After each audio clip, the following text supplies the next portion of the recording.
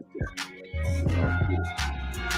All right, we getting it in here, Coach. We getting them in, Coach. They coming on in. Yes, we sir. want to know about this Florida A&M thing. Yeah. I'm tired of talking about it. Tell you the truth. Hey, they done got their A. Yeah, they done got it in. Yeah, Florida, they done took all the HBCU time. They always hollering they the best. They ain't look like it now. Yeah. Hey, yeah, Coach. They getting in here. Hey. I'd like to welcome everybody to the HBCU Coaches Corner, hosted by none other than the SWAC legend himself, Johnnie Cole. I'm his trusty sidekick, Rocky, and we do have some news to talk about today, Coach. Yeah, this is the first week that we've been on in a long time where all 12 SWAC teams have a coach. It's been a while, ain't it, Coach? Hey, what you say? The good, the bad, and the ugly. Yeah, and I would hate to, we supposed to just be coming back on, Coach, after taking a hiatus or some time off. We should be just now returning, but we hadn't even taken a break yet, Coach, because of all the drama they've been having over in the highest of Seven Hills. Yeah. So, Coach, before we get started with any of that, Coach, let me know. How you doing, Coach? Man, I'm doing great, Coach, man. You're always, man. It's one of the favorite times of the day is to come on and speak to our SWAC audience and friends and family and comrades and we SWAC, baby. I'm SWAC. I'm a throne you. Not yet, but I'm a. You gonna anoint me, Coach? I'm gonna anoint you, Coach. Not yet, though. Not yet. That's why we got to do this SWAC tour, so you can walk down some of these, like at Texas Southern, we got the Tiger Walk. You know what I mean? So once you walk down, and I'm gonna bam, bam, and bam. And then I want you to say, I'm SWAC.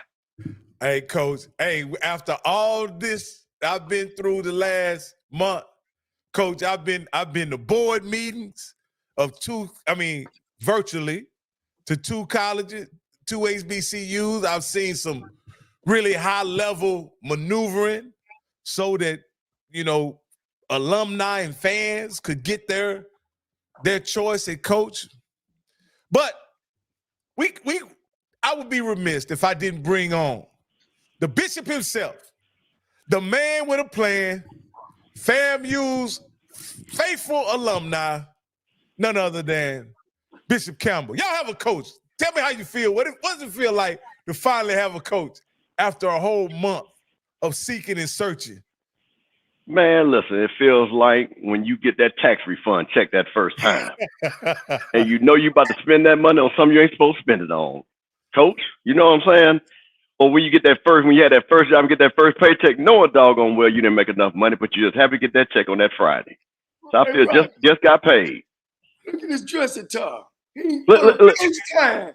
He ain't wearing no Florida A&M stuff. Coach, let me tell you. On, man? Coach, let me tell you something. I'm so excited I had to dress up for the occasion. You know what I mean? I had to dress up for the occasion. I'm gonna put a suit on after I saw what I saw yesterday, Coach. And our basketball team got to win against JSU. So it's a good day down there in the highest of Seven Hills. They got to win against Jackson State.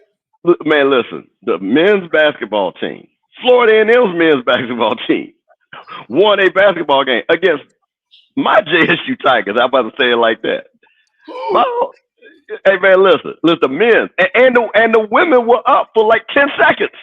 I almost thought we were gonna have a double. Rocky, let me tell you something. If the women had a win, then I would have known God was a rattler. It would have been no doubt in my mind. Jackson State men's basketball. They had been riding kind of high until they came on down there to the highest of Seven Hills. Man, I see that. That was a big upset. That's a big upset. Man, listen, let me tell you something. Let me tell you what's funny.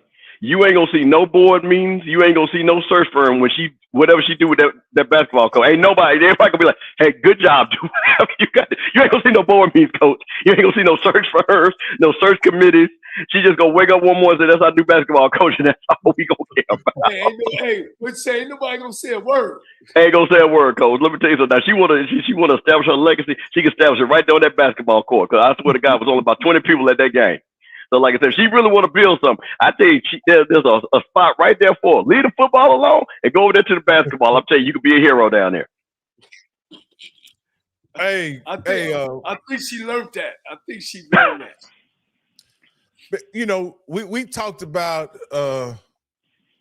this weekend after the social media post by FAMU Athletics posted that they had selected Coach COLZIE as the 19th head coach of Florida A&M. We also but we hadn't responded since the monumental press conference yesterday. Let me get you. Were you able to see the press conference, Coach Cole? No, man. You know, man. I'm gonna leave that to the Florida A&M folks. Now, well, let me give. But I will get to it. Well, let me say, Mr. Campbell, what was your impressions of the press conference? Well, listen, I'm going to tell you something. I was very happy because once again, that was the first time we had saw our new coach. This is the first time that we saw the original big girl speak about our new coach. But I'm gonna tell you what's funny, Coach Cole. You know, we last week we said what she should say to the people, right? We said that right here on this show.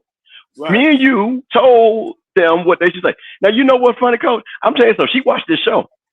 So she said verbatim what we said she should have said. She watched this show. It was no question. We told her that right here, we had what we needed. Doing an extensive search. She said it all, Coach. She took notes. I'm proud of her. So that means we're making an impact that she's watching this show because we tell the truth. I want to check. Yeah, listen. She's giving everybody else a check. We might well get something. Golly, $25,000 for 6 days of work. Man, come on. Yeah, was it really 6 days of work? Listen, I'm gonna tell you like my friend used to tell me. Days are all relative. 24 hours a day, but I don't mean I work 24 hours. And them boys clearly didn't work no 24 hours a day. The portal was opened up on Thursday and it was closed on Sunday. Well, you know, they had to work all the way through until the end. So you got to give them credit all the way through to the end. So that's where they get the 6 days. And then 7th day they rested. So there you go. Okay. Right. Now let me ask you this. Well, my impressions of the press conference was there was a lot of bullshit going on. Meaning that she actually gave a speech that made it seem like COLZIE was her guy. How about that? Hey, that sounds like Granger. You know, Granger, I made this happen. And the world know who you wanted. Wow. Like, Coach, she made it in the press conference. You would have made it think that against all odds, she searched high and low and found the perfect guy for the job. Wow. And it happened to right be up James underneath Coach. your nose. Huh? You said the same thing I said, right underneath your nose. Coach, it wasn't underneath. She actually turned her nose up to that hire, and that's what happened. But she had to get redirected. So that's what really happened. So that was the funny thing. And okay, so 2 weeks ago, Coach Cole looked into this camera and said, "Hey, FAMU alumni, you do know she's the AD, and she makes that hire." That's right. Can you still say that today, Coach Cole? Yes, with the right process. At the end of the day, it's going to come out from her. Ain't nobody else going to make that announcement but her. What she got to understand is it don't matter how you get there. It's that you get there the right way. you know.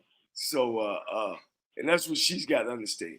You know, you don't throw your weight around when you in programs like this. You know what I mean? This ain't just no any program. This is one of the best in HBCU, if not the best, and a perennial winning program. Let's get that straight. So I think she understands now. Hey, great learning tool for her. Hopefully some of the other athletic directors have been watching. And, you know, like you say, some of them needed to be in the third and second seat where they don't make these mistakes anymore. You know what I'm saying? So we'll see. And Dr. D makes a comment, those snake shoes and that girl was fine. She fooled you, Rocky. He was her guy. Yeah, I know he was. I know he was. And what I'll ask you on a serious note, Coach, was this her hire though? Did she get bullied into this? Did the FAMU alumni force her hand, or is this her hire? Well, I don't know her, but of course she's an intelligent woman. And what makes you intelligent is when you get information and knowledge. And, you know, and when your pride get in the way, your pride sometimes make you make bad decisions. But instead, she got a second chance at it, Bishop Campbell. And she heard some other things from other people about the choices that she made. She don't understand that if she would have made that choice with Gibbs, she would have been out on an island. And she would have been walking there every week like this. And when you don't have to do that, when you don't have to make a decision on your own and blow up a ship, you're sailing. All you got to do is keep it in the middle of the road. So hopefully she's learned from that. I'm pretty sure she have. It was a great experience, and let's see how it goes. Here's one thing about it, though, Bishop. If he don't win, she gonna be all right. Well, you know what? But see, I like that. You know what I mean? Sometimes, but see, this is called accountability. To your point, the alumni and the fans had a choice, right? So Coach COLZIE, or anybody on the staff, let's be honest. Anybody, if Coach Smitty Rock had a guy, Coach Roll, we would have been fine, okay? But the bigger thing was we didn't want to lose the players to the portal. We looked at the pros and cons, and that's really what it came down to. And there was no Trey Oliver coming, no Larry Scott coming, and everybody else was really second-tier candidates. Well, so I think though you're right. You're 100% right. But also, those guys deserve to stay together. Those coaches on that staff deserve another opportunity to make a run at it. You know what I'm saying? And blowing up the ship was not the best idea. No. Well, I want to make a couple of points about some of the things what AD Sykes said. But first of all, Rocky, she started off with the shade because the first thing that she said, I got a coach that's going to care about academic excellence and APR. So that we already knew what that was about. So she already has laid that out. So basically, if I cannot get what I want, I'm going to tell you what I need and what I'm going to demand. And you know what? For me, just tell me what the rules of the game are. So you know what? Coach COLZIE understands that. She's laid that out. So she might even say, you know what? I'm just going to tell you, you wasn't my choice. You wasn't my choice. But I'm going to tell you what I want. Because I wanted a guy, APR guy. You're going to have to be an APR guy. Coach COLZIE is up to that task. Those coaches are up to that task. The compliance, those players are up to that task. So I think that's an easy hurdle to jump over. I think the next thing, which was pretty funny to me, when she said we did this extensive search. The search wasn't extensive. We had high school coaches that were interviewed. There was no any vetting of that list. Anybody that put their name on there wasn't there. So I'm not going to give you that. So if you want to tell us that there was this extensive search firm that went out and pulled these names, no. You're not going to tell me that. And last but not least, I think what I hope she understands is that, to your point, you cannot be out on an island. You have got to work with the collective for the greater good of the university. So I hope that she has learned from this experience that, you know what, I need the alumni. I need the athletes. I need the administration. I need myself. to all be going in the same direction. So what I'm really hoping is that she learns from this and understand that the next choice that she makes, talk to some stakeholders, understand, because she's, like I said, she's going to have to make some decisions with that basketball team. There's no doubt about it. She's going to have to make a decision. How long you been there? Huh? How long has he been there? I want to say this is Coach McCollum's 5th year. I want to say that. Yeah, I want to say it's 5th year. I want to say that. Oh, wow. Yeah. Oh, wow. And we have not had anywhere close to a winning season. And we got one of the best, as they say, gyms in the SWAC, and you can't put 100 people in that gym. There's no way that you can't get talent in Florida and Atlanta to come down to play basketball in Florida A&M with such a nice facility and things like that. Once again, that's going to be something that's going to be very interesting. But like I said, that's where she can make her mark at. So I'm going to be curious to see what she does. Yeah, tell her I got a coach for her too. You Listen, there up in Atlanta. She might as well listen. I'm gonna tell you something. Maybe they'll have another portal coach and make sure he just puts his name in the portal. So that's the thing. So and real quick, somebody's asking potentially who our QB is. Well, here's the thing. We're going to get, Coach, I know we're going to get in this a little bit later, but I keep seeing this question. We have a young man that transferred from FAU who started, probably has more playing time than anybody else in the SWAC coming back. So, and he played at a higher level. So we got quarterback, because people's asking who our quarterback. And we got Junior that's been there for 3 years. He's going to have an opportunity to go get that position. So he's been there. So I think the quarterback position is not something that people are going to be shocked, like we're just going to be shooting in the dark on that. So I just wanted to put that out because I keep hearing that. Well, I wasn't real high on the one y'all just had, and he won the national championship. So if this guy's even close. So that's what my point. That's what my point was with the people who were criticizing who's your quarterback. I'll say this: FAMU didn't win the SWAC because of their quarterback. He was the SWAC Offensive Player of the Year or SWAC MVP or whatever, really by default. You know what I mean? But they didn't win the SWAC because of the quarterback. So I don't think the quarterback in this particular situation is going to swing the pip. Because here's the reality. What dominant quarterback is returning in the SWAC? There is none. There is none, to be honest with you. Body, I just got some information on Body this weekend. Hell, he's starting quarterback right now for Alabama State. Well, yeah, because the other quarterback transferred, Coach. So yeah, the other one he left. Then they had a freshman there that it's probably going to end up playing behind Body. Yeah, but Body can't believe the facilities they have at Alabama State either. Yeah, so he's having a great time there and enjoying it. Well, I think Andrew's going to be amazing. Like I say, I'll say this: I believe we had a shot to get him down at FAMU. I believe, but again, this is what happens when you don't have your stuff together.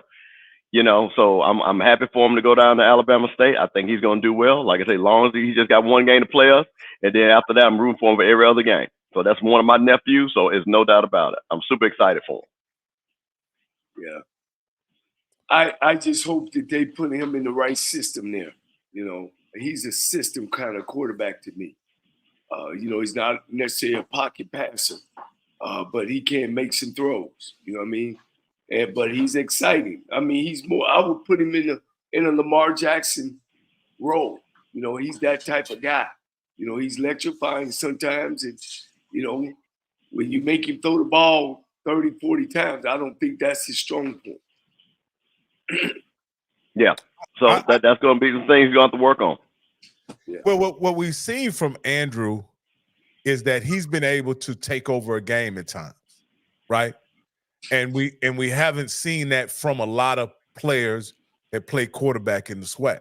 You know what I mean? Playing right now, current playing. So I think that gives him an edge as far as quarterback. But I don't think that he swings the pendulum all the way over to Alabama State, considering that TSU had him for 2 years, and you were able to see they had they had some success with him, but not tremendous success with him at quarterback. So you have to keep that in mind. Now he may have Go ahead. We ain't talking about the yards and the passes. We talking about the W's. Yeah, that's what I'm talking about. That's the only way you can't win a SWAC championship by having the most yards, most touchdown passes, and all that. None of that counts on your record. It's about W's. And again, you know, a lot of people. Go ahead. No, a lot of people objected to my position that once FAMU selected COLZIE, they reclaimed the throne as the top team going into the 2024 season. A lot of people gave me pushback on that, but I don't see how you can argue with that considering the talent they have returning. Also, Coach COLZIE said that you guys have a guy, Rodney Hill, who had previously entered the portal, was going to University of Miami, and he says he's flipped that commitment to FAMU, back to FAMU now. Well, let me say this: a little history, Buff. Little history. The most prolific passer in the SWAC's history, and tandem between a quarterback and a wide receiver, Willie Totten and Jerry Rice, they didn't win the SWAC. They did not win the SWAC. They didn't. They lost to Alcorn State, who went 10-0. And played one of the greatest HBCU, one of the greatest college football games ever played. Yes. And I was in that stadium with 63,000 people on a Sunday. That's how big the game was. They had to move it to a Sunday. Yeah. And people were sitting in the walkway. Yeah. They had sold over the amount of tickets. Where was that game played? In Jackson, at Jackson. Yeah, Jackson Memorial Stadium. Wow. Yeah. See, when we was on the SWAC tour, me, Willie, and the quarterback at Alcorn, you know, we all hung out a little bit. You know, we knew each other. You know what I'm saying? So it was a heck of a game, man. Heck of a game. It was tight. But as you were saying, I think that COLZIE and his group, man, they got to do a lot of soul searching to be able to not jump over each other's. That's what I worry about. They got the players, but it's about the relationship between the coaches and how they get it back over to the players. You know what I'm saying? Whatever Willie was doing, all you got to do is squeeze the trigger, man. You don't have to change it. Just squeeze it. So hopefully all that happens and take place. But they, like you said, Rocky, I mean, they way better talent than most teams in our conference.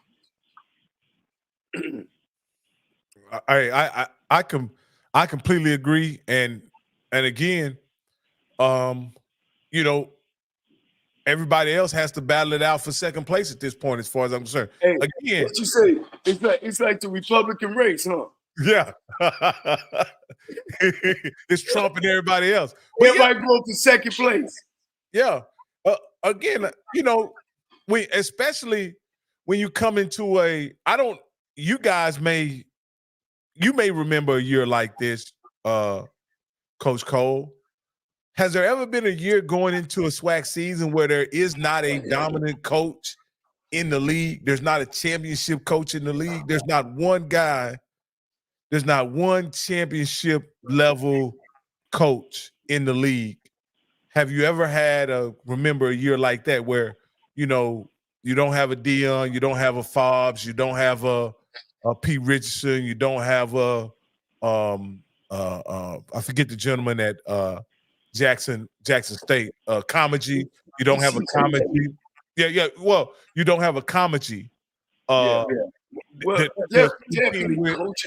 definitely coaching wise, that you don't have these strong coaches that we had when either I came through as a player or as a coach.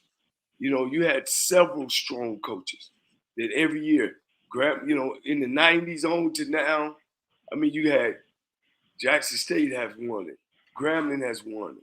Southern has won it. Alabama State has won it. You know what I'm saying? It's been the only teams that, even when Willie Totten was coaching Ballard, you know, they were tough. You know, you had Coleman at Pine Bluff. My man coached there for 10 years, Rocky. 2 winning seasons, right? They were SWAC champions. They were SWAC champ. He won the SWAC. So you couldn't sleep on nobody. You know, you had to come play. Comegy, when he got in the league, you know what I mean? It was just tough teams, man. Coach Jones of Alabama A&M, one of the best defenses ever been in the SWAC. You know, it was just a tough. You couldn't come in and say what you said. Florida A&M gonna run through everybody. Never happened where one team that just ran through the conference every year. You know, just one team. Never. Other than Jack State in the 80s. Southern had a good run in the 90s, but that Jack State run was legendary. But I do want to say this. I think we got to give, and I think he's going to have the pressure that Willie had. Coach Robinson at Alabama State, I think, is a good coach. I think he's put Eddie Robinson at Alabama State. I think he's a good coach. I think he's an ascending coach. And I think this is where you're going to find out, is he going to be able to move from a good coach to a great coach? Because, all the pressure's on Alabama State now. They've got a quarterback. They got Jackson State coming to their building. They got FAMU coming. So everything is set up for them to win the SWAC based off of what they did last year. So now we're going to see, is he going to be able to make the adjustments, make the play? And I'm going to tell you what's funny about this. That first game against North Carolina Central is going to tell a lot about that team right off the rip. I'll be remiss if I don't add Eddie Robinson to that. He built that. I'll be remiss about that. Well, here's the deal, you guys, about our conference now. What you have now is most defensive coaches are the head coaches. Curtis Thomas Alcorn, DB coach. Bubba McDowell, DB coach. You got new guy Chris Dishman in, DB coach. You got more defensive guys being the head coach. So here's what happens when you have that. You have low scores on offense. You see more defensive things going on. If you look back, and I hate to say it, and it ain't as exciting as when you used to see the 30 and 40 points put up a game. You know what I mean? Guys breaking passing records and receiving records. You don't see that no more. And for people from outside, don't understand that coaching style changes. What makes Eddie Robinson a good coach at Alabama State now is that he wants to run the ball. He don't care about the ball the game being close. He's real conservative. All right, so that means the scores don't get away from him. Now, if you look at them, they finished 6-5 this year. 7-4. 7-4. That's what I want to say, 7-4. But all of them was close. Yeah, all those games was close. Same thing with Prairie View. Prairie View continue to beat Texas Southern because they run the ball. Continue to beat them because they run the ball. One year, Bubba only threw 2 passes. You know what I'm saying? So when you look at the conference now, that's why you don't see that high scoring, ball throwing all over the field successfully. You see more ground and pound. Well, let me ask you this, Coach. As football as a whole is trending toward offensive head coaches at the FCS level, at the NFL level, they're trending toward offensive coaches. What do you attribute SWAC being the outlier and hiring majority defensive coaches, as you pointed out? What do you attribute that to? Here's what's happening in the football period. When the spread came out, some knew, tosses, reverses, all that quick stuff, bubble screens, short game, boom, boom, boom, boom. Well, it caught defensive coaches off guard. What does that mean? That means we used to have these big old defensive linemen. They couldn't tread, couldn't run east and west. You know what I mean? All they could do was push pianos. We had these big old linebackers on the inside because you had to protect the ISO. Remember the ISO, Rocky? Yeah, double absolutely. Down, pick up that fullback. All right. So what happens was the defensive coaches got smart and switched personnel. Now they took those big old linebackers and made them defensive linemen. They can run and change directions. They took safeties and moved them down now to linebackers. So now you got more athletes on the defensive side of the ball. So now I got athletes like you got athletes, but now all you're going to do is stay in 2x2. And if you don't know what I mean, 2 receivers on one side, 2 on the other, or 3x1, and you're just going to give me those formations. So now you're easy to prepare for because you're not going to show me a lot of different looks. So now what I'm going to do to you defensively, I'm going to show you a lot of looks. You might think I'm in 2 high, I might be in 3. You might think I'm in 3, I might be in 2. You might think I'm in 2 zone, or man, I might be in 2 cappy. So that's what has happened, that the defensive coaches have caught up with the offensive coaches or the offensive scheme and personnel. So that's what I see. And that's why you don't see a lot of 4th downs and shorts. They don't make them because they got all these skilled kids on the field. And that's what's happening. Coach, can y'all shake that? Yeah. Does that make sense? Yeah. Hey, you know, I'm a football guy, and I love that kind of talk, Coach. Yeah. But why can't you run a more innovative offense at the SWAC level? You know, let's look at FCS as a whole, and Blue brought up something very interesting. The top teams in FCS aren't very diverse offensively. They run the ball and move it on the ground.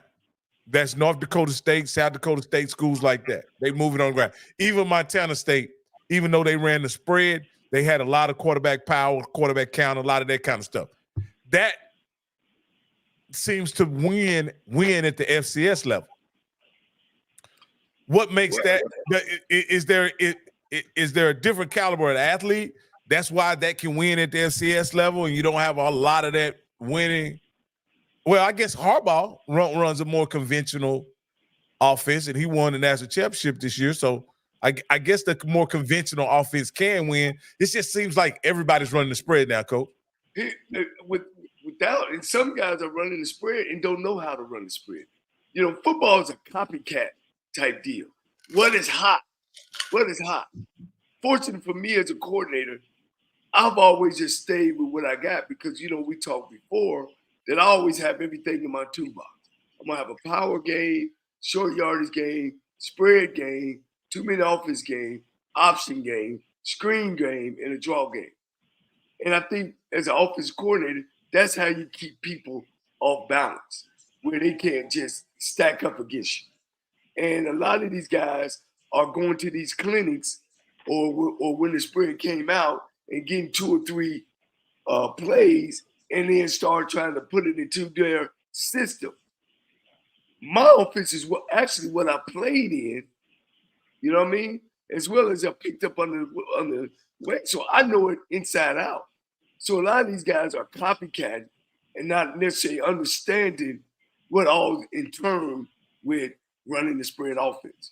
To me, I don't think the spread offense is something that you commit to totally. It's almost like the wing T. The wing T, if you're gonna run the wing T, you're gonna have to be total wing T. And you got to be able to run all the series that go with the wing T. You can't piece it together. If you piece it together, you ain't gonna be successful. And that's what you see with this spread offense. First of all, when they start running spread, like I said earlier, they were just beating you with personnel. Now I got 5 skilled people on the field. You got 4. And you really couldn't count the safeties as skilled, depending on their size. So that's what happens, and that's what have changed, and why the spread is not putting up those numbers. But there's 3 things that win championships: great special teams, great defense, run game on offense. That's what win championships. And I ain't said Name one. Let's talk. Tell me a team that threw the ball 300-400 times a game. Don't just give me one team. Give me several. They have won either a NFL championship or a NCAA championship. Name one. You can't really name one. Alabama always ran the football. You know what I mean? Georgia ran the football. You know what I'm saying? Yeah. Look at the Super Bowl. Just watch the Super Bowl. The number one tailback in the league, San Francisco 49ers, McCaffrey. You can't get around that. You know what I'm saying? So, but it seems like so many, I started watching, well, the spread wasn't prevalent when I was playing. Spread was more of an innovative offense when I was playing. There were a few teams running it. In my district in high school, we had a guy named that ended up being the Kentucky coach. We had 2 high school coaches in our league when I was in high school. One of those coaches was Art Bryles, and we beat the dog breaks off of them. And then the other high school coach was, this name too, Hale Mummy. Those guys were high school coaches in my district in high school. And we used to beat the brakes off all of them, right? Wow, we ran a more conservative offense. Something happened in between 1988 when I graduated high school and maybe 2000 to where the spread was proliferated all over high school football. In that 12-year period, it seemed like every team was running the spread. The problem I had with the spread was this. It made your defenses less physical. And that's the problem I had with the spread, because you practice so much throwing the ball practice against throwing the ball on defense. When it was time to get in those 2 tight end sets with that fullback and all that kind of stuff, the defenses almost seemed like they were out of sync because they hadn't practiced very much against that. So that's the issue I had with the spread. The offensive production has been there, was there for years, but on the defensive side, they just seemed like the defenses couldn't stop anybody because they weren't no longer physical anymore. How did you combat that, Coach, of keeping your defense physically stout while also running a spread style offense? No, I don't run a spread. That was going to say, not change who I am and what I do, and understand that this game, I've always led. I led the OVC in passing. I led the KCAC in passing. I was real up in the top 3 in the SWAC in passing. But I knew and understood that I need to get that run game together. And the spread offense does make your defense soft, because it ain't no lead, it ain't no power play, it ain't no slant and kick it in and out. It ain't none of that. It ain't no helmet on the helmet and pads on pads. So without a doubt, that's what's been happening. The spread has slowed up. I don't change who I am and what I do with the ball. You know what I'm saying? My job is to make sure that we score any way possible. And a lot of times, your personnel, and this is what I want to say, a lot of times guys are just running the spread because of spread. They ain't got a quarterback that can pass. They ain't got wide receivers that can catch. And you just ball hiked over your head. It's especially in high school. It's just pitiful. That's what I see, Coach. It's just well, that's what's going in. Let's do it. No. I mean, I interviewed for the head job at Bethune-Cookman. And one of the questions on the interview was, what's your RPO game? I said, man, I did an RPO back in the 90s. What are you saying? You know what I mean? No, man, my job as an offense coordinator to score any way possible, whether it's power, running game, throwing the game, learn how to keep people. And that's the other thing. In the spread, you can't control the clock. It's hard for you to control the clock. You got one back. The defense we got to stop you. So we're going to put an extra man in, and they just keep running the spread. Keep running, keep giving that ball on the inside. So some people don't know how to run, Rocky. And that's the problem. That's one of the problems. Well, the original spread that I remember was the run and shoot. And that wasn't just a formation, that was a complete system, right? And that system was very successful early on in the mid 80s, late 80s. And it clowned a lot of great defenses, you know. But the Houston Gamblers made it a fit. The Houston Gamblers down in Houston with the run and shoot. Yeah, run and shoot was the spread offense. The first, they didn't call it spread. They call it the run and shoot. It's the half roll and throw it either front side or get something coming backside. Hey, Coach, I want to show our age. I know you're going to remember this. Now, Mouse Davis, who was that coach, you're going to remember this.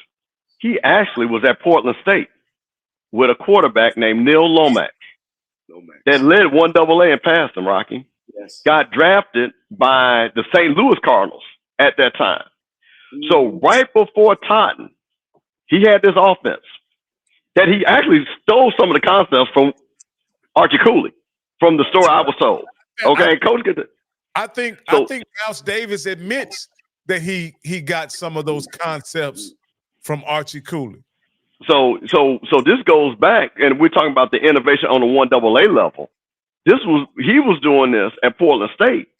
Got Neil Lomax. Hal Mummy was at Valdosta State doing the same thing under that tutelage. So what's funny is what we've seen, especially at this level, and this kind of goes back to coach and about being a coach and coming up the ranks, learning under another coach, learning offensive systems and sets and things like that. Being able to say, hey, you know what? Because that's what bothers me. I don't have a great quarterback, but I got a stable of running backs.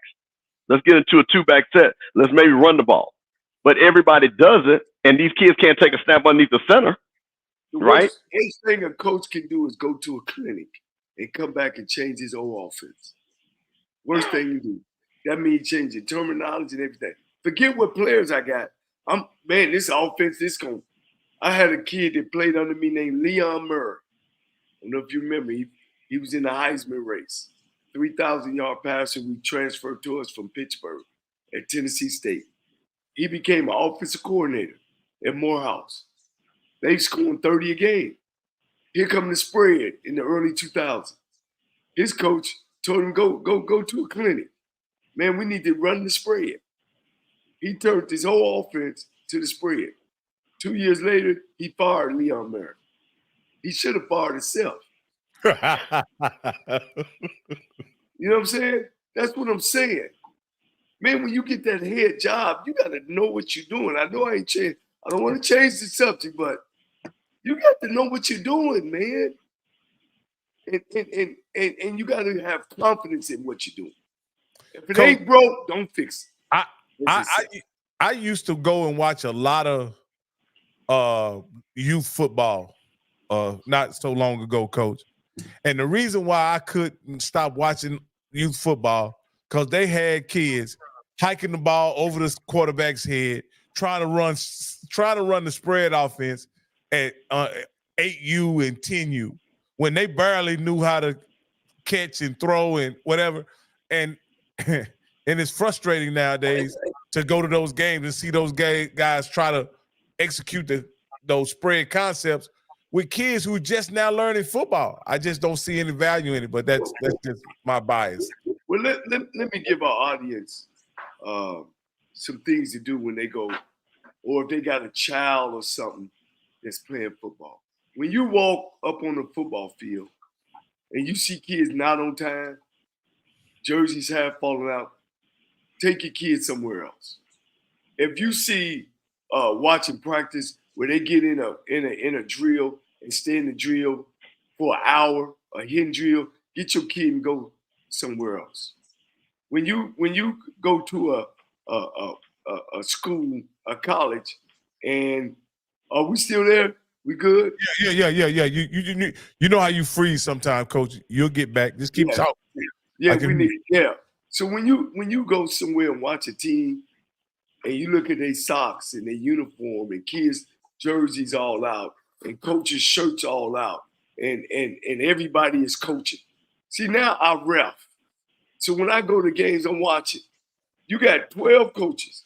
You got guys that just showed up at the game, start coaching. They ain't been to practice all week. They start coaching. I took a little league team, Bishop Campbell, with my son. My son said, "Daddy, you need to get your own team." So I took what was left. And our first practice, I said, "Don't bring no balls. I got balls. Don't bring no uniforms. I got practice uniforms for them." I said, "Look, when we come in here, we're going to come in here for 2 hours, and we're going to come here to work. This is what we're going to do first, second, third. I don't allow people to dribble balls while I'm talking." So right now, I'm working on what? Everybody focus. This is what we come here. I would have what we working on. Defense for the first half an hour. Offense first, shooting, dribbling. We would come in and get our fundamentals out the way the first half of practice. So when you go into practice and watching football, you got mothers out there who never put in football. Get there, run here. Take your kid and run. Because he's not being raised properly. He's not being taught what he needs to be taught. And whoever that head coach, ain't no head coach. Head coaches are organized. They know what they want to work on. They know where they're weak at. You know what I mean? And you can't have everybody over there. Tell your assistant coaches, if you're going to be an assistant coach here, this is how you got to dress, and this is how you got to look. If you can't come like that, then you need to stand over the sideline with everybody else. Because you need to have total control of your football team. I see it every week. Last week I ref 14 7-on-7 football. And I could tell if a team was disciplined, I could tell which one was going to win. It ain't nowhere around that, guys. It ain't nowhere around that. You're not going to be successful if you're not organized and everybody is on the same page. All right, that's my 2 cents. Yeah, Hey, Rocky, let me tell you, let me just, I want to expound on that, because I think what you see now, we're in this phase where everybody, because they sit on the couch, they think they know football, right? Right. When I was playing youth, I'll tell you a true story. Everybody knows Jimmy Smith, Jackson State legend, should be in the Hall of Fame. Jimmy and I played on the same youth team. Jimmy's father was our coach. He was our coach. So everybody in the city of Jackson that had teams, there were people, these guys had played the game and had coached the game. So when they came down to the youth level, they taught us. There weren't guys like when you ask these coaches now, you say, "Hey, you ever played?" No, I ain't played, but I watched it a lot. I know it. They played Madden, coach. They played Madden. So that's the transition that I see when I sit back and I watch these youth leagues and I go with my friends and I'm like, who is this person coaching? Because it's very obvious that they don't even understand simple terminology of football. It's obvious. It's obvious. Football has certain gaps, things like that. You got to know the technique. There are certain things. And I would think about when Coach Smith and this was stuff coming straight from W.C. Gordon, that he would have, no, you're not doing this right. You're not doing it. The fundamentals of things that he brought from Jackson State, and it was so funny when I saw Jimmy, and me and Jimmy grew up together. Jimmy was a year older than me. And then when I saw him, you could see those fundamentals at a young age. And that's why he's an NFL great. Because he was learning the fundamentals in 5th, 6th grade, 4th grade, 5th grade. The fundamentals. You find a lot of coaches in college try to get their kids, like wide receivers, to run routes like they run in pros, double moves and all that kind of stuff. And I've never been taught that. I was taught by Lionel Taylor. It's get from point A to point B fast as you can. So it's just a lot of organizational things that I see that's not in place. I mean, I see, it's nothing wrong with being close with your players. But what goes wrong on is when your players don't respect you. Like I always tell my players, look, I'm not here for you to like me. You're not here to like me. You're here to graduate. I'm here to win championships. But one thing that you're going to do is you're going to respect me. and I'm gonna make sure that you get across that stage. So those are the type of things that I look at when I go out and watch teams, and I just about can say what team gonna be more successful than the other team. Hey, Coach, I want, before we get off of here, we're gonna try to stick to our hour limit today, but I wanted to go over this schedule for Gotta do that. Right. And I was gonna do it by team, but I say hell, we'll do it week by week. And then we'll look at each week and see what we think about the schedule. Can you see this? And let's make out their record right now, and then we'll compare it in the fall. Who we think will win the game? Yeah, when we go through their record. Oh, okay. Well, Rock, if you're gonna do that, you probably want to go team by team then. If you're gonna do that, to be honest with you. Well, I can go back. What I'm saying, I'll do weeks, and then I'll go back and look at the video and see who y'all pick, and I'll compile the record. Right. So, let's look at this here, Coach. Texas Southern and Prairie View. That starts out week 1, the Labor Day Classic. Wait, you gonna ask me? Ask Coach Campbell. I got PV, no doubt. Well, here's the thing I think we should start looking at. We have a group of new coaches, right? And then we have coaches that are there. Now, the question is, are their teams ascending or descending?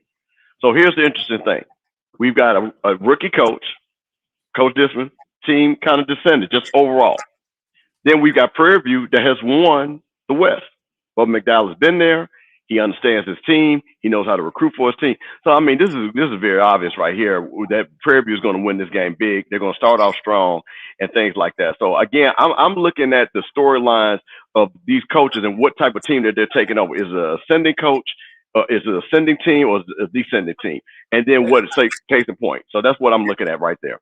In that case, you're looking at the West champion versus the bottom team of the conference. Yeah, exactly. And that's why I pointed that out, Coach. So we got I think we can say PV and on that one. If Coach, I think so. We're gonna give PV the win on that one. That's 2-1. Coach picked his guy. No, I gotta pick PV. I can't be messing my record up. Okay, so TSU is 0-1. All right. So then we go to Southern and Prairie View. And this should be week 4. You know, this is, you got to understand, we're making these picks with no injuries, just what we know based on largely last year's situation and circumstance going into this year, what we know. And we know Southern has a new coach. And again, they're playing Prairie View. And I'm going to go ahead and go with Prairie View on this one. And that makes Southern. Damn, Prairie View season over. Shit, they out the block, ain't they? Damn. You know. Jesus. Okay. Man, they jumping on them quick. Hell, I'm going to give Prairie View 2-0. That's what I think too.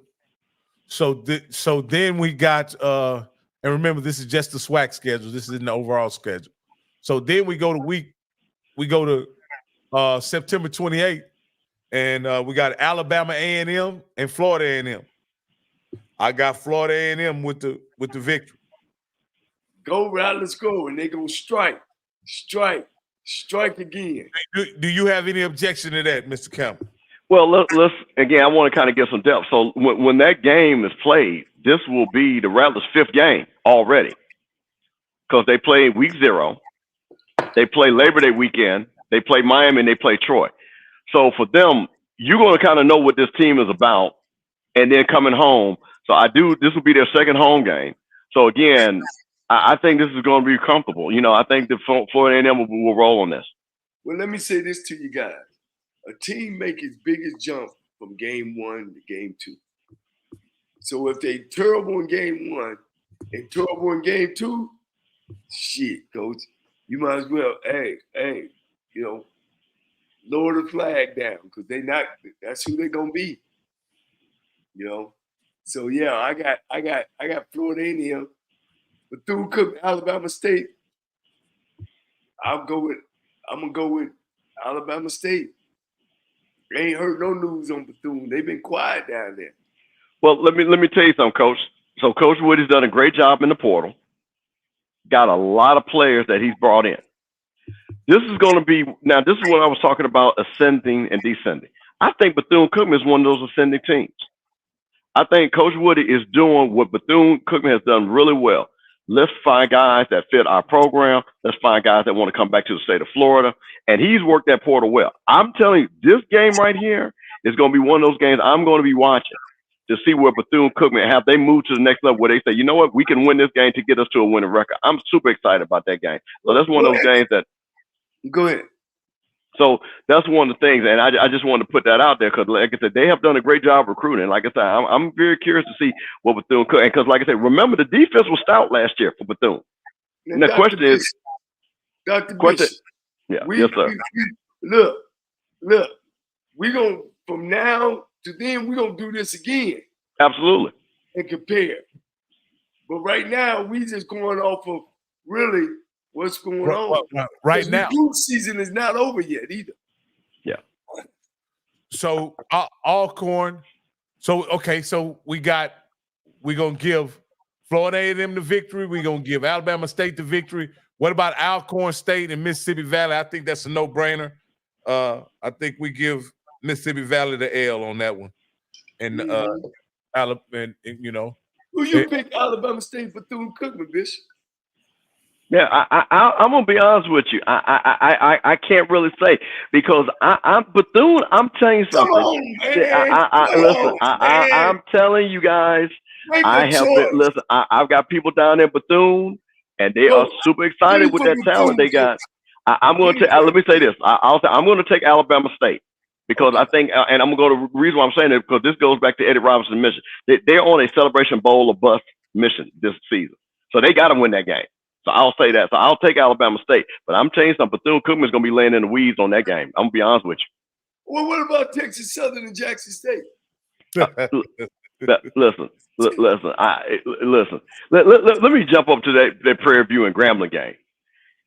That game is one of those first statement games for Grambling and Coach Mickey Joseph.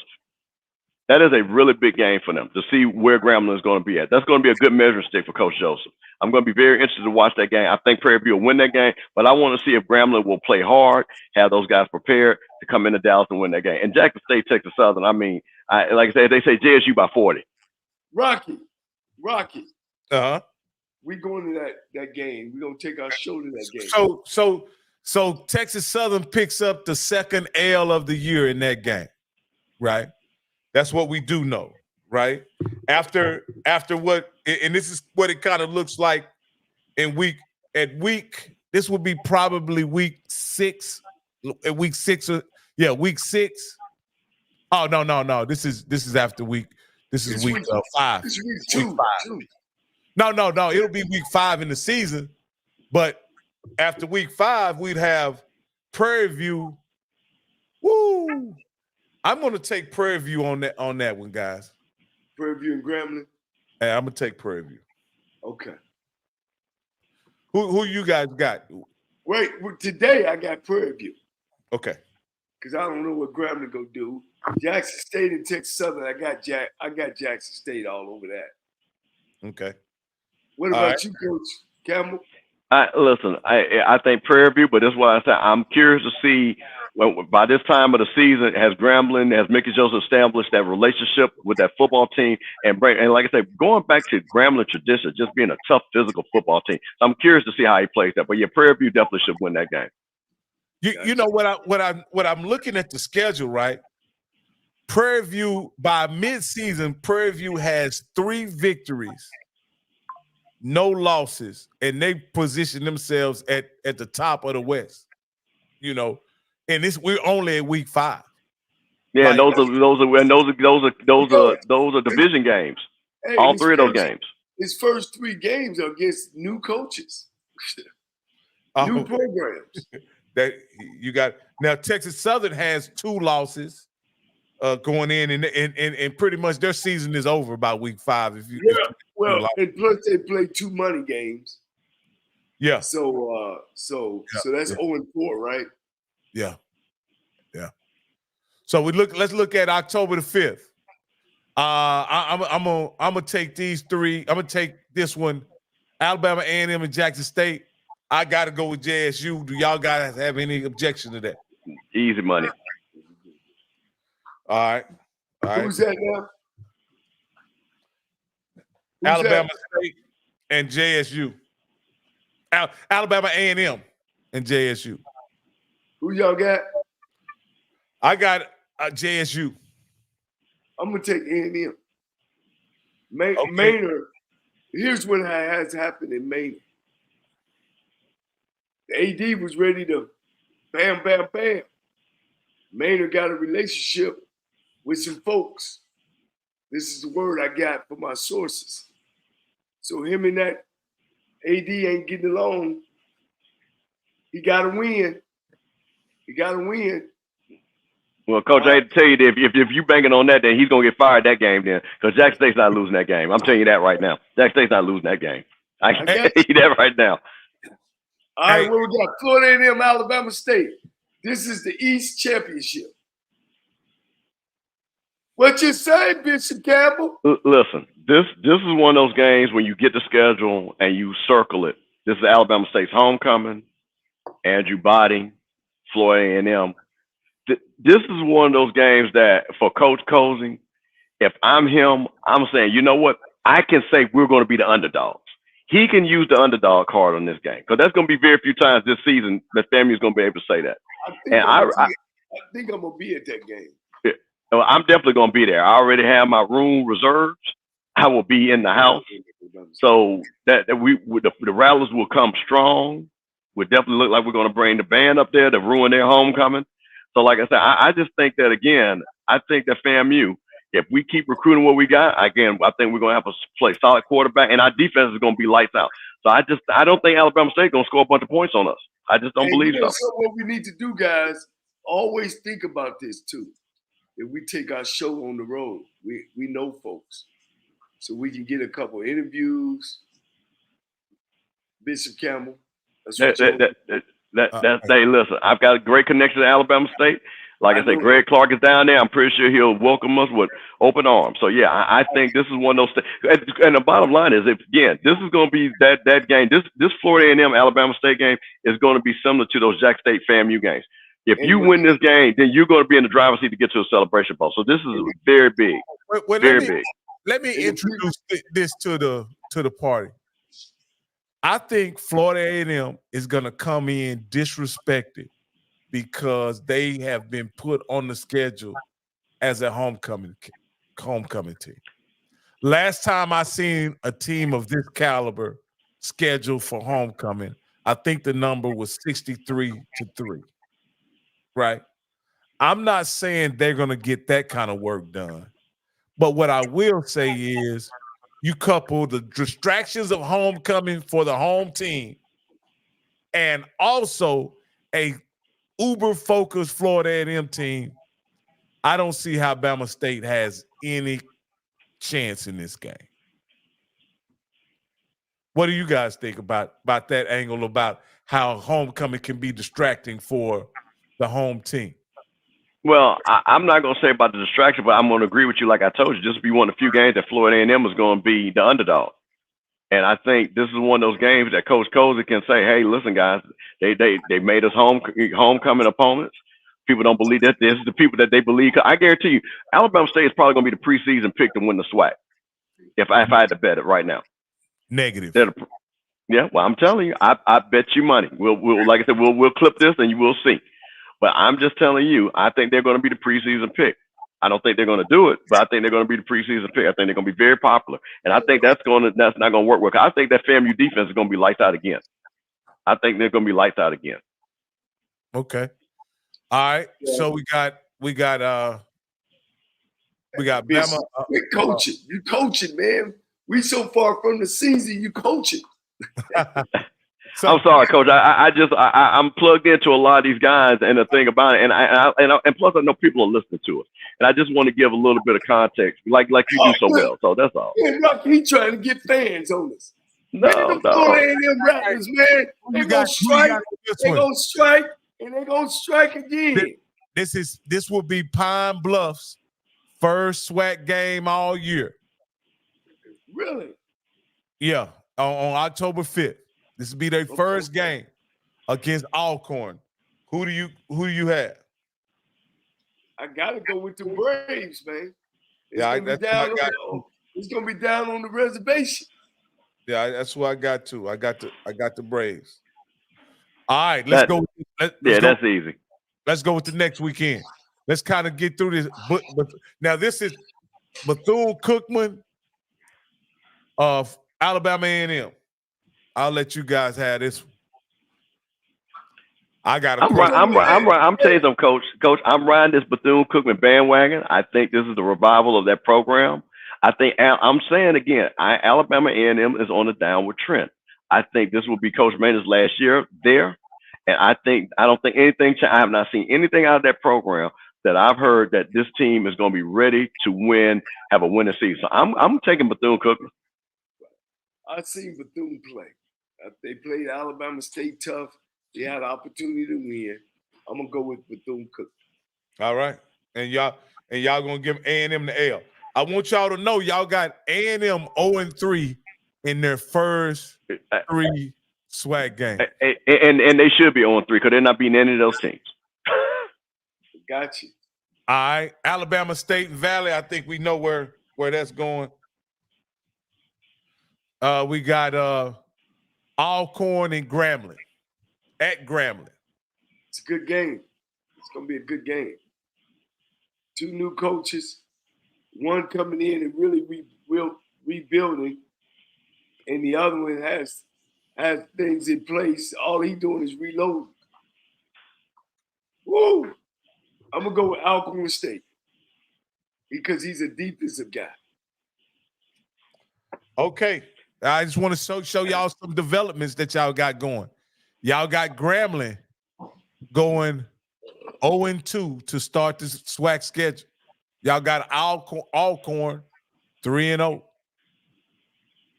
I like Alcorn in this game. I like Alcorn. I like what Coach said. I like the continuity that they have. I like the fact that, once again, kids stayed. They went in and got 22 guys as soon as they announced Coach said. I think, again, Grambling, I think, again, they're going to have to find their way early in the season. So I think, and Alcorn, and Coach, you know this, Alcorn has been successful down in Grambling over the last 5 or 6 seasons. Yes. Down there. So they're not scared to go down there in that hole. So, again, Alcorn has no problem going down there getting a W. Okay, we'll get next. PV and UAPB. I'm not sold on UAPB yet. I got to get to know this guy. I got PV. I got PV. What do you got, Campbell? Listen, I'm gonna be honest with you. The only time Arkansas Pine Bluff is going to win a game is when they play Valley. I'm just going to keep it simple. Okay. Now this game right here has gotten coaches fired the last 3 years, last 4 years, I think. Yeah. Texas Southern and Southern. Texas Southern has owned Southern. Own them. What you got, Campbell? I'm going to tell you this. If Southern loses this game, they will be talking about the ban immediately. And I'm telling you something, them Southern fans, I know a lot of people down there in Southern, they're not even happy right now. So I'm telling you, this is one of those games because a lot of them did not want I think Coach Graves, I think for what they had to do, I think he might have been the best person for the job. But I'm telling you, they lose this game. No, let me tell you what I mean by that. No, hold on, wait, Coach, hold on. Let me expound on it. But let me tell you the reason why I said that. Because I don't think they were going to be able to afford anybody else to get. Because the AD said they couldn't afford anybody. So they took what they could get. They ain't got nothing to do with him being the right person for the job. It's Coach, money machine, Rob, for me, please. They ain't had no money, Coach. They didn't have no money, Coach. They said they had no money, Coach. But then I need to pick the offensive defensive coordinator. I don't need to pick no assistant coach. Okay. Yeah, Hey. that check bounce down there, Southern, coach. So I just want y'all to know, midway through the season, y'all got the first year coaches, other than FAMU and Thomas. Y'all got the first year coaches catching hell. You hear me? Easy. Well, look, they had the worst teams, Rocky. So that makes sense. They had the least to work with and the furthest to go. And you're right that Coach McNair and Coach Simmons weren't fired. They weren't fired. You know. Yeah, they had winning teams, Coach. They had winning teams. They had winning teams. You're right. So Southern is starts the conference 0-2. Now we here with Alcorn and Southern on October 19th. Who you got on that one? Alcorn and Southern. 2 defensive coaches. I'm gonna take Alcorn. Southern has Southern even got an offensive coordinator yet? Alcorn. I'm gonna take Alcorn. There you go. Say it right, Coach. Southern even got an offensive coordinator yet? Yeah. I don't think so. And Coach, I'm gonna tell you this. I think Alcorn, with the continuity they got, I think they're gonna go down there and they're gonna put a number on Southern. I'm just gonna be honest. I'm telling you something. I think Southern's in trouble. I think Southern is in trouble. I don't see the upside in this season for Southern. So I think Alcorn is going to be laying and trying to win. And like I said, I think because they haven't played Prairie View yet, as we pulled up. But yeah, I think Alcorn is going to be right where they need to be at. So who gets their first SWAC win of the year between Arkansas Pine Bluff and Grambling State? Down there in the hole, I got to take the G-Men. Man, G-Man on that. All right. Yeah, and I'm gonna say this again. They better not lose that game to Arkansas Pine Bluff or Mickey. He might have a shorter ride than Hugh. So I'll tell you that right there. Now they're not going to tolerate that. So Bethune-Cookman and Mississippi Valley. Like I said, I like Bethune-Cookman. They go in the Valley now. I understand that. I'm gonna do an upset on that one, Valley. He did some good recruiting this year. They did some good things on offense. Young guy, young head coach. And for the panel's deciding vote, I'm gonna go with Bethune-Cookman. So then we got the 26th of October. No. Wait a minute. No, don't skip. Wait a minute. You skipped a game down there on October 19th. That's a hard one right there, brother. That's don't. Hey, man, listen. October 19th in the vet. Florida A&M comes. The vet gonna be rocking. 40,000 minimum gonna be in that stadium. They said this is one of the premium games on their season ticket package, according to my folks over there at 1400 Club. So I'm telling you right now, this game right here is gonna be one of the best football games this whole season. And I'm gonna tell you like this. I think Jack State is gonna give FAMU utter hell, but I think we'll pull it out very close at the end. Wow. Hey, Bishop Campbell, I'm gonna take Jackson State on this. Okay.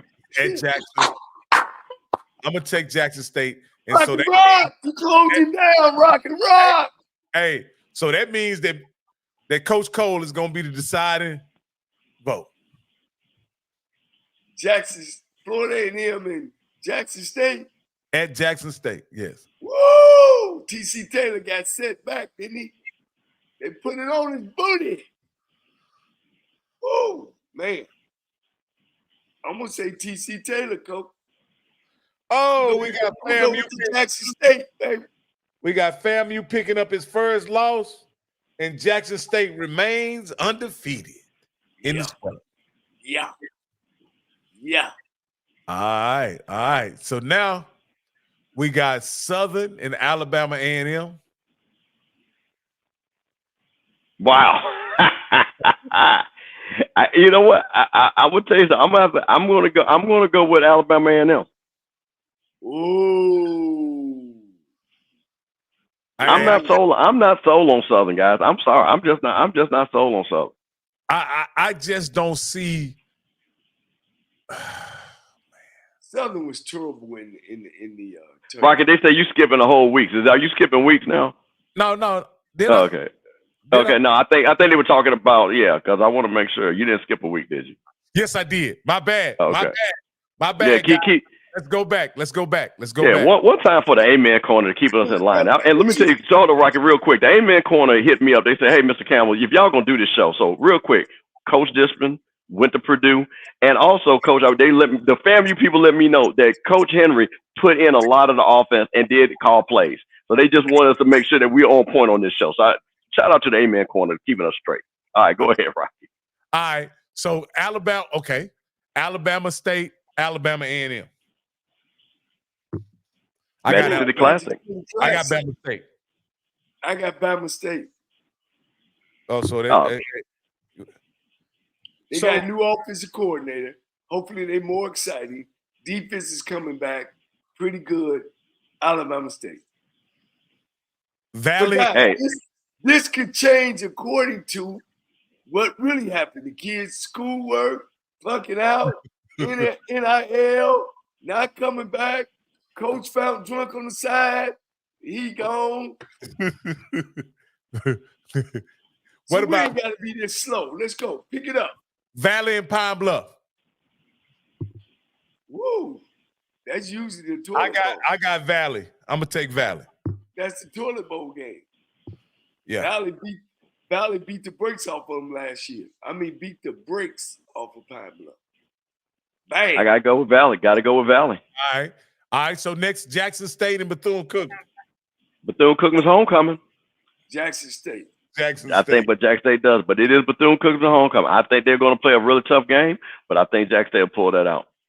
All right. So now we got Southern traveling to this is easy. We haven't lost to Southern in God knows how long, and it's that brag. We can keep this going. We're going to strike again.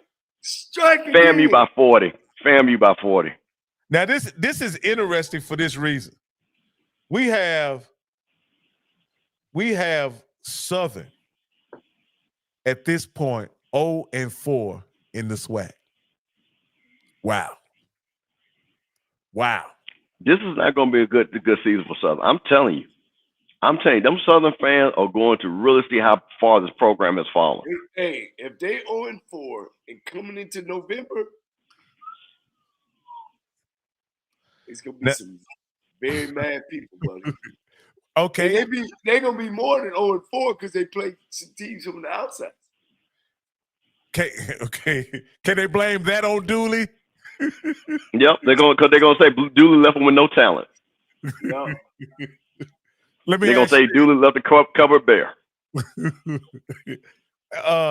So last one in this week is Grambling State travels down to H-Town. I got Grambling State on that one, Coach. I don't know. Texas Southern plays Grambling tough at home. I'm going to take those. T-S-U. Who you rooting for? T. Well, Mr. Campbell, you get to decide it. Hey, man, listen. Grambling was the first school that allowed me to start my business. I'm always going to go with those G-men. I think, like I say again, I think the pride with the G, I think Mick Joseph's the right guy for that job. I think Grambling's going to win that game. Wow. All right.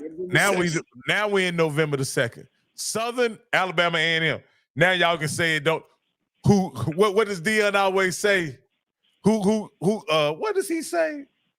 Who cares about that? I can't think of what he says, but it don't matter. No, I'm going to say this is going to be the game Southern wins. All right. I think this is the game Southern wins. I'll go with you there. I go with you. Southern wins. I go with Southern. Alabama State, Alcorn State. Woo. Good game. Gonna be a low scoring. Gonna be a low score game. Both defensive coaches. So you know the interesting thing about this game right here. They said this went real quick. They said this game is in Mobile, so that does make. Thank you, Threes, because I was about to say if this is on the reservation. And correct me if I'm wrong, because Alcorn went to Alabama State and beat them last year. So but he said this game is in Mobile. I hate that. I hate that. But go ahead. I just want to point that out. Well, what I'm saying about this, Mr. Campbell, this could, after losing on October the 5th, this could throw y'all back in the mix if Alcorn is able to defeat Alabama State. This could put y'all back in play. Put the pressure right back on Bama State. Okay. See, this is what's so hard about when you have to do, and Coach Cole knows about this. When you have to, what I call a death march, when you know you got to win every game, basically, very slim margin. What you got to have is a couple of things what FAMU had. You got to have a great leader at quarterback, and you got to have a stout defense. So the question is Andrew going to be able to come in there, be a leader for that team? And is the defense going to be able to, they've lost some people off that defense? We'll see. So I hate that this game is in Mobile, because if this game was at the reservation, I would love Alcorn, but I think I'm going to have to go for Alabama State. All right, Alabama State and Alcorn gets their first SWAC loss of the season, which takes some pressure off of Prairie View. Let me see. The next game is Pine Bluff at Jackson State. I don't think we have to spend any time on that. No, sir. Grambling State and Bethune-Cookman. Man, I tell you what, we just got to see what Bethune-Cookman is doing. According to Mr. Campbell, they did a great job recruiting. They playing a new coaching staff. We got to see. I'm going to take Grambling. I'm going to take Bethune. I'm going to take Bethune. And let me tell you, guys, a fun fact. When Grambling made their run to back-to-back Celebration Bowl appearances, Bethune-Cookman was the only HBCU team that beat them in that run. So they listen. They've had some success against Grambling. I think a lot of people don't know that. I was at that game, and they beat Grambling at home. So like I say, just want to put that out there. Hey, Chris, the battle of the first year SWAC coaches, TSU and Florida A&M. Yes. You, who you rooting for? I'm not spending no time, man. You upset Texas Southern, Florida A&M. At this point, Coach, we have TSU winless, Coach. TSU winless. Prairie View missed it. We have upset Florida A&M. No, and that is our homecoming. So good luck on that. What about Prairie View traveling to Mississippi Valley? Bubba gets it done. Easy. Okay. All right. All right. I'm just thinking this. Do you think one of the best things that ever happened to Prairie View was Dooley taking the Southern job? Absolutely. Absolutely. Absolutely. Because I think Bubba McDowell, again, I would love for him to get that offense going, but I think he's a very underrated coach, and I think those guys believe in him. I think Bubba McDowell is a very underrated coach.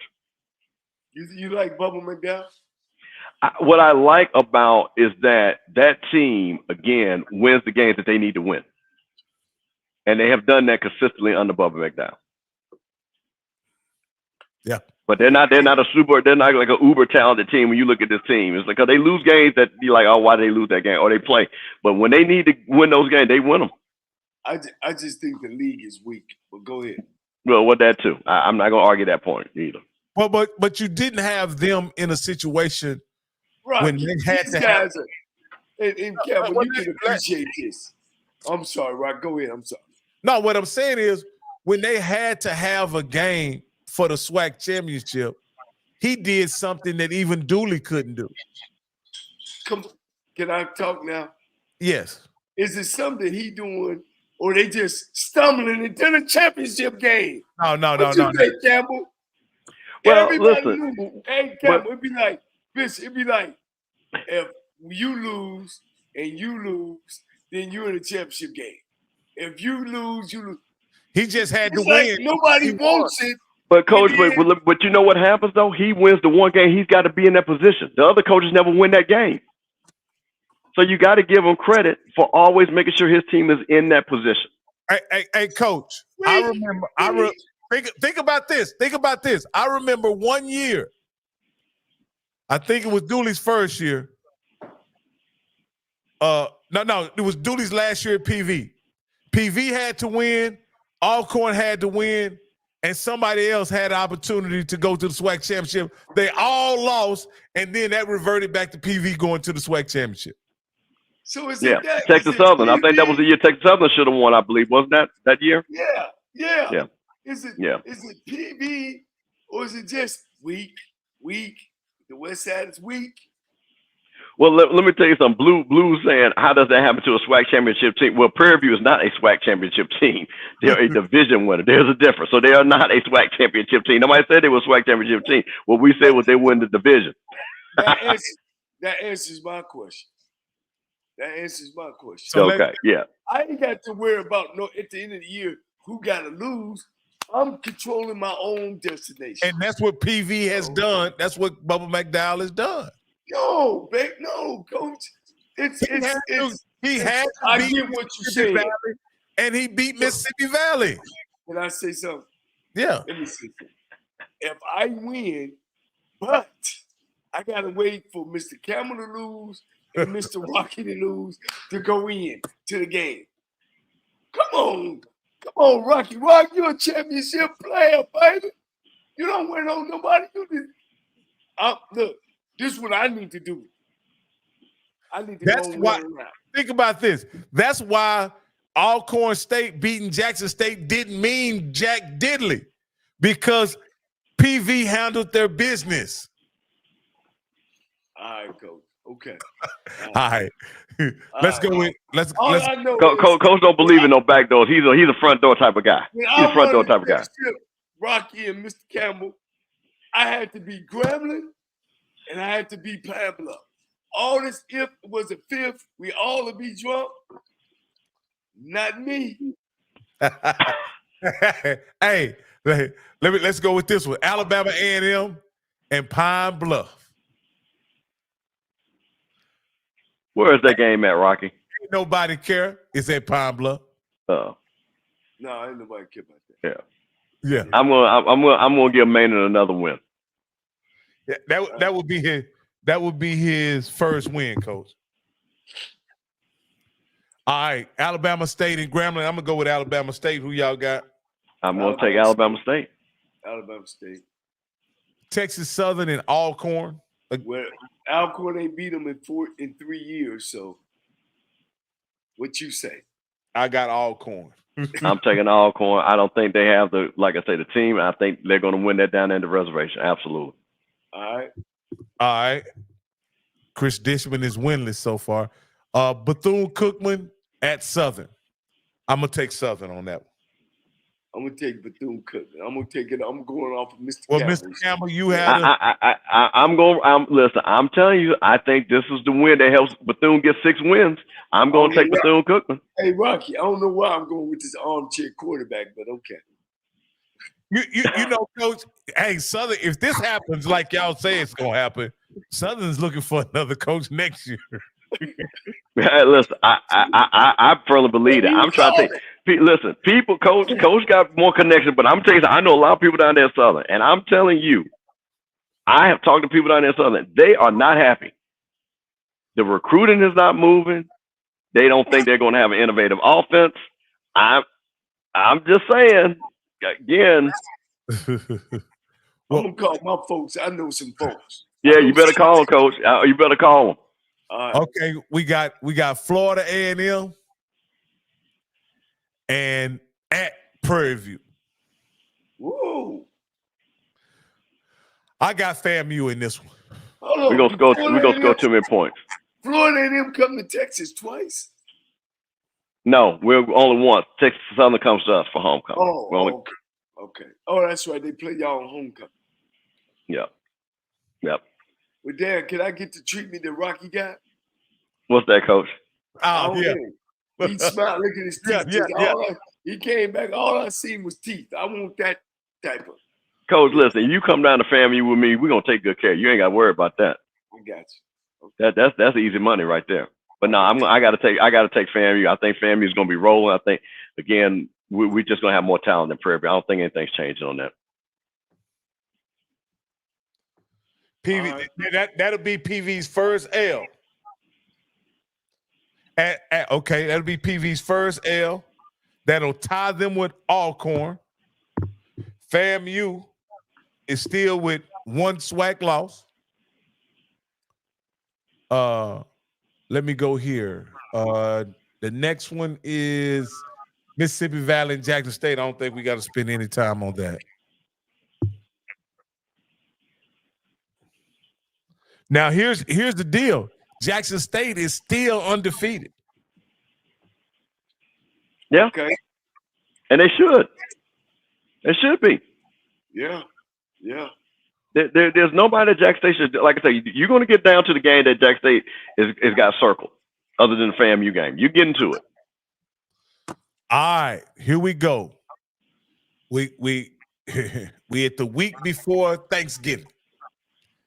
This is where the season is decided, right? Yeah. Not right here though. Alabama A&M versus Mississippi Valley. Alabama A&M versus Mississippi Valley. Where is that at? Oh, you way down. You still No, November I 16th. How did you call the Jack State Alabama State game November 16th? No. Let's go Grambling, Alabama A&M. Yeah. Oh, my bad. Grambling, Alabama A&M. You must be getting sleepy. No, I'm just not paying attention. My bad. I'm trying to document our picks and also compile the schedule. Hey, who you got? I got on that one. I got Grambling. I got A&M. You know, this is where, as you say, this is one of those too early. I want to say Grambling, but I just think that Grambling's not played well on the road lately. And I just think that Alabama A&M I don't think it'll be a good looking game. I think it'll be an ugly game, but I think Alabama A&M, just because it's at home, they might have a chance to win that. Okay. Woo, Jackson State, Alabama State. That might be the championship of the East. That might be who's going to the Celebration Bowl. I'm gonna take Alabama State. I'm gonna take Bama. I'm gonna take Bama State, and it opens it up for everybody in the West. I'm gonna take Bama State. I will take I'm gonna take Alabama State very close, because I think they're at home, and I think they understand what's got to happen. I think Jack State's gonna come down there ready to play them, and I think Jack State has done well down at Alabama State. I think they got a really good winning record playing down there, so they're not gonna be intimidated. This is the West Side Championship. Alcorn State and Prairie View A&M. The West. Who gonna win the West? Right, Coach? I agree. I think, but I'm gonna tell you something. I'm going with Prairie View. I've got to go with Prairie View. Rocky, I'm going with Alcorn State. And Coach, I'm gonna overrule you, and I'm going with PV, Coach. Okay, I'm going with PV, so PV gets the victory. So now you got to understand what I'm looking at in this game, right? I'm looking at Alcorn traveling to Prairie View, right? We know how they traveled to Texas last year. Yes, sir. With everything on the line. They're going to have to prove that they can win a big game like that in Texas, to me. And they're going to Texas back-to-back. So I'm curious. So, Coach, let me ask you a question. Alcorn, they wouldn't stay out there the whole week, right? They would come back home, right? Oh, without a doubt. Okay. Why you say they're going to Texas twice? Yeah, because the previous week doesn't. No, Texas 7 go to Alcorn. Alcorn, okay, that's right. That's it. Yeah, you're right. Okay, you're right. Okay, yeah, that's in Mobile. Down to the 23rd. Not Mobile. Yeah, you're right. Now can Coach Graves save his job with UAPB coming to town? He better win it. I'm giving him that. He better win it. He better win that game. That's point blank, period. Then we got Bethune and Texas Southern. man, I'm like Blue. I'm on this Texas Bethune-Cookman bandwagon hard. I might have them winning 8 games already. Jeez. So you got Texas Southern. I got beating Texas Southern. You beating University of Lynchburg and now beating Bethune-Cookman. Ooh, no. I'm taking Bethune-Cookman. I'm riding with them Wildcats. Where my boy at Hell Wildcats? Let's get that. Let's go. I got to get to the 23rd, Coach. No, we got Mississippi Valley in Florida. Come on, man. FAMU by 50. Yeah. Let me go give FAMU another victory. All right. And we can move to the 23rd. I'm gonna take A&M over Valley. I agree. I'm gonna take State over PV. What you think, Campbell? I'm taking Alabama State. Damn, you've been picking Prairie View all night. I'm thinking you're a Panther. No, I'm like, hey man, I'm telling you, if Coach Robinson, he better understand what the mission is. It is Celebration Bowl or bust. Point blank, period. Ain't no in between. Jackson State. Alcorn beat them last year. Yep. I don't see that happening this year. Hey, Rocky, here's the thing. Mm-hmm. If Jackson State going where you're saying it, this would be Jackson State's second loss in the conference. FAMU would only have one conference loss based off what you said. That would have us win. If we beat Bethune-Cookman, that means we win the East again. Well, I'm going to take Jackson State on that game. So, okay, you're going to take Jackson State. Yeah, I'm going to take Jackson State. Okay. I'm going to take Jackson State, and we're going to have a rematch of PV and Jackson State in the SWAC championship. You mean Florida A&M? No. PV. No, he's taking Jackson State to win the East then. Yeah. Because he got Jackson State beating Alabama State. No, you got Jackson State losing to Alabama State. No, I got PV losing to Alabama State. I got Florida A&M played I got Jackson State beating Alcorn. Who do you have winning between Jackson State and Alabama State? Oh, yeah, I got Alabama State winning. Okay, well there you go. So if they win that, and they beat Jackson State head to head, and then if that's where it gets funny. There's a 3-way tie then. Yeah, 3-way tie. 3-way tie. Florida A&M. Florida A&M. Jackson State. And Alabama State. All right. The first thing in the tiebreakers, who beat who head to head.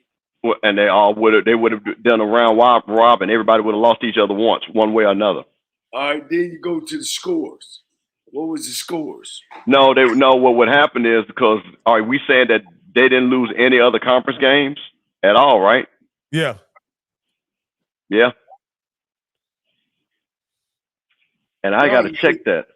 You go to the scores. Yeah. You go from head to head. Go to the scores. No, that's not true. Okay.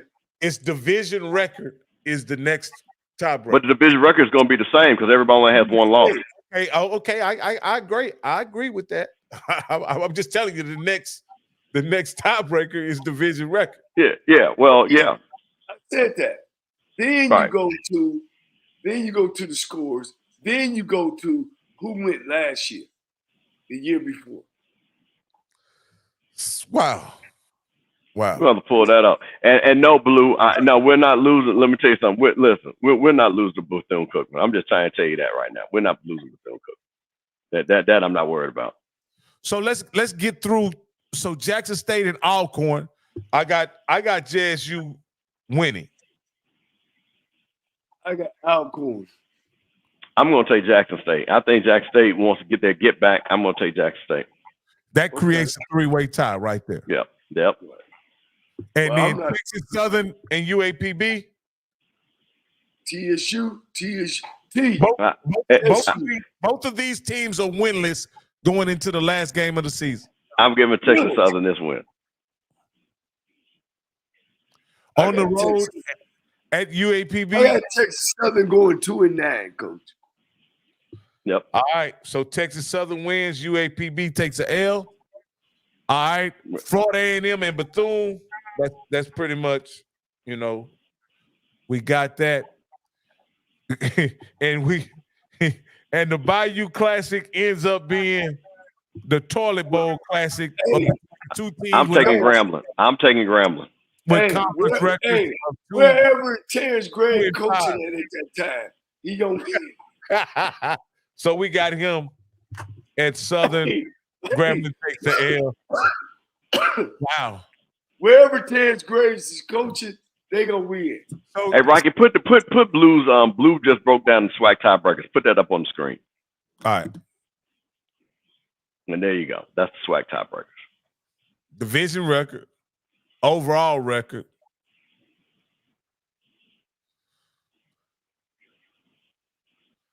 What does this mean by here? And combined record versus all common non-divisional teams. If you play somebody outside and somebody else plays somebody outside, that counts. I don't remember it being that way. Tiebreaker after division record, overall record versus a non-division team in combined record. Okay, that's combined. Well, see, they both gonna be undefeated against non-division opponents. Right. So combined record, then versus all common non-division teams. Huh? And then if you go with record against common opponents, that's gonna be the same too. Yeah, I thought it was always record, head to head, who you beat, who I beat. You know. So in that situation, even though PV has a worse record, even though PV would be, PV would be overall. Because we got PV losing there. So PV would have 2 losses. Alcorn would have 2 losses. But PV would have the head-to-head. The head, yeah, then they would win. The head-to-head would be first. They would win. We don't even have to go through all So that. since there's a 3-way tie for the SWAC in the East, does that mean PV by default would host it? No, because if it depends. If they got 2 conference losses, no, the team that has only 1 conference loss would have that. Right. But they don't know. No, it doesn't matter. No, because they would have the better conference. The East team would have the better conference record.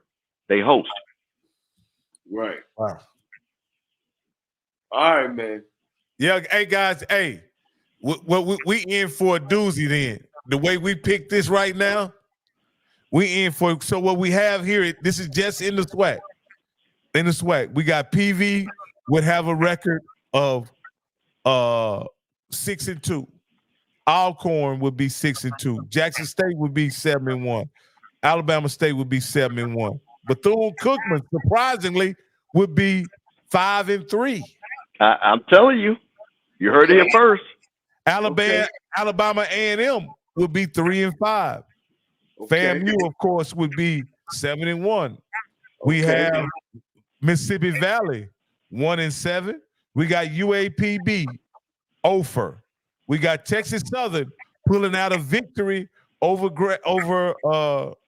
UAPB. Pine Bluff, they would be 1-7. Grambling would be, because they lost the Bayou Classic, they would be 2-6. And the Southern Jaguars would be 3-5. Oh wow. Sounds right. I'm telling you.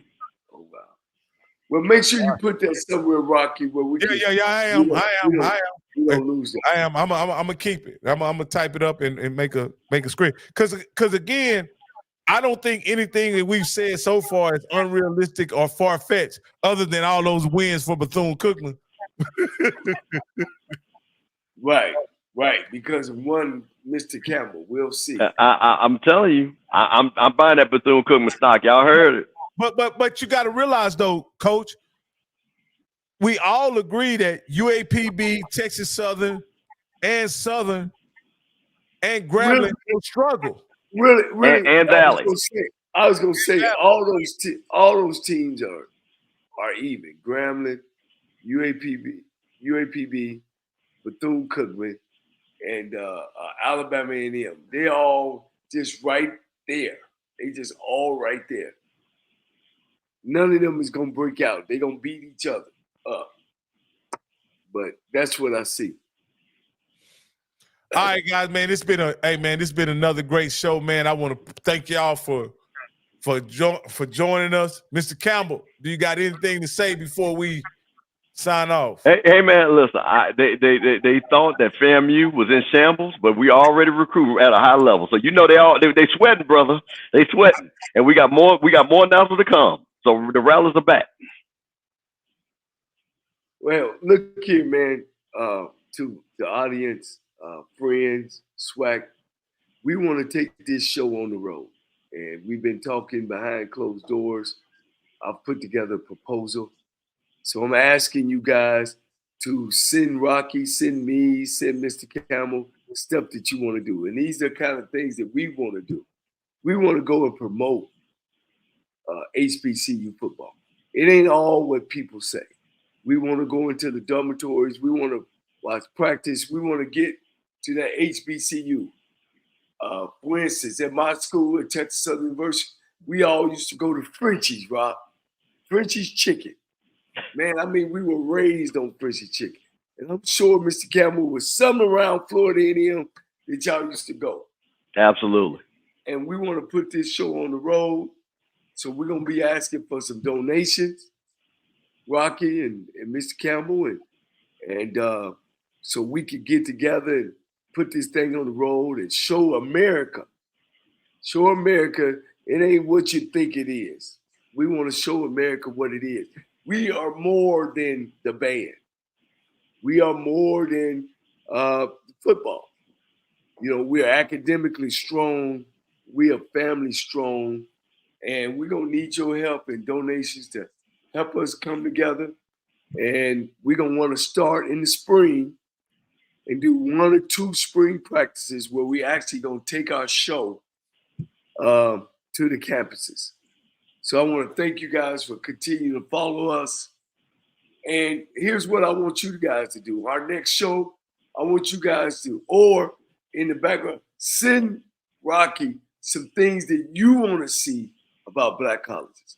Because we live in nice dormitories. We got apartment living.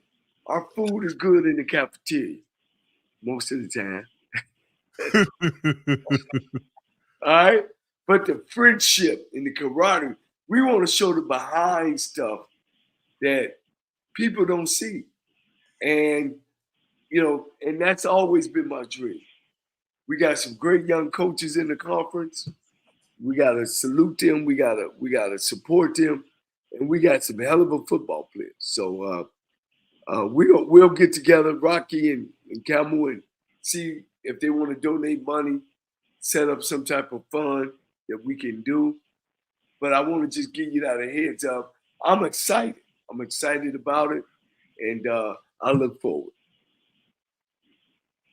I'm definitely looking forward to it, man. My experience so far in with HBCU football has been absolutely amazing, and I can't wait to go visit more campuses and have more experiences. So I look forward to HBCU Coaches Corner being part of that entire experience as I move forward. Mr. Campbell. Always a pleasure, Coach. I appreciate you. Like I say, let me just be your coordinator on these shows. I really appreciate it. Well, one thing I always say, man, when we're doing this and what we're trying to do is go to another level, you know, we ain't HBCU game day. We for real. That's it. We for real. We know the folks out there. Say, if you feel yourself at the end of the rope, you tie a knot and hold on tight. We holding on tight with this show because we're bad, just like you. I love it.